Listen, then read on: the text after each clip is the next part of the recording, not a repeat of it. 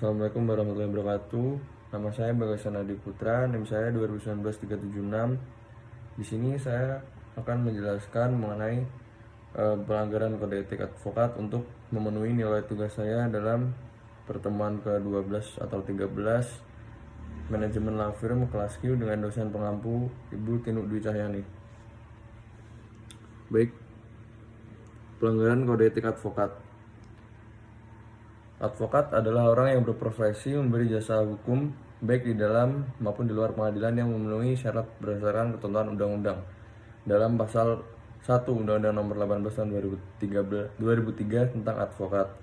Yang pertama, hubungan advokat dengan klien. Dalam praktek menangani perkara perdata maupun pidana, seorang advokat dan hubungannya dengan klien hanya sebagai kuasa dari klien yang memberi kuasa kepada advokat untuk menyelesaikan membela hak di luar maupun di dalam pengadilan, baik kuasa penggugat maupun tergugat, serta pemberian kuasa antara klien dan advokat haruslah berdasar kepercayaan. Oleh karena itu, sebagai advokat yang bertindak untuk dan atas nama klien harus memiliki kemampuan dan keberanian berperkara, apalagi mengingat kliennya telah memberikan kepercayaan yang besar bahwa seorang advokat kedudukannya ini sebagai subjek karena ia ditunjuk oleh salah satu pihak untuk mewakili kepentingan kliennya di persidangan. Akan tetapi fungsi seorang advokat adalah membantu menyelesaikan perkara di persidangan dengan menjunjung tinggi Pancasila, hukum, dan keadilan.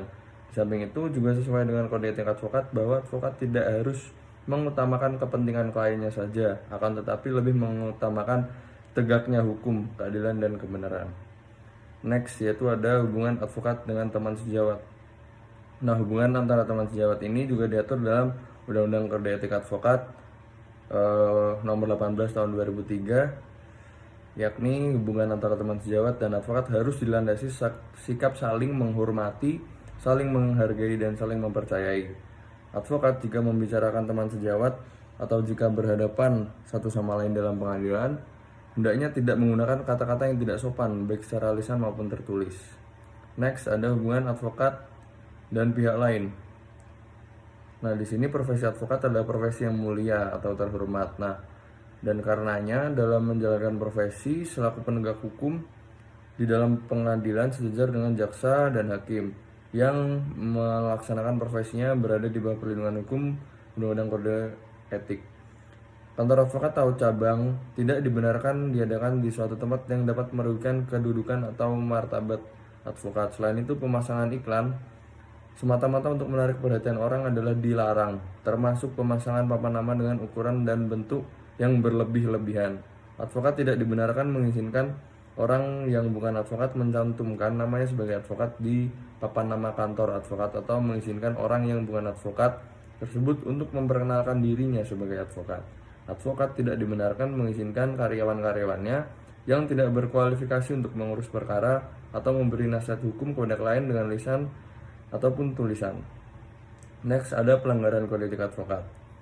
Advokat tidak boleh melakukan beberapa hal sebagai berikut. Yang pertama, ini saya jelaskan sebagian besarnya saja, yakni mengabaikan atau menelantarkan klien, kemudian berbuat atau bertingkah laku yang tidak patut terhadap lawan atau rekan sejawat, kemudian bersikap, bertingkah laku, bertutur kata, atau mengeluarkan pernyataan yang menunjukkan sikap tidak hormat terhadap hukum, peraturan perundangan, ataupun pengadilan. Keempat, berbuat hal-hal yang bertentangan dengan kewajiban, kehormatan, dan harkat martabat profesinya. Kelima, melakukan pelanggaran terhadap peraturan perundang-undangan atau perbuatan tercela. Keenam, melanggar sumpah janji. Apabila dalam praktek terdapat advokat melakukan pelanggaran-pelanggaran tersebut, maka dapat melaporkan advokat tersebut agar tidak secara hukum, baik yang hukum bersifat organisatoris maupun hukum bersifat umum. Baik, sekian dan terima kasih presentasi dari saya. Atas perhatiannya saya mohon maaf. Assalamualaikum warahmatullahi wabarakatuh.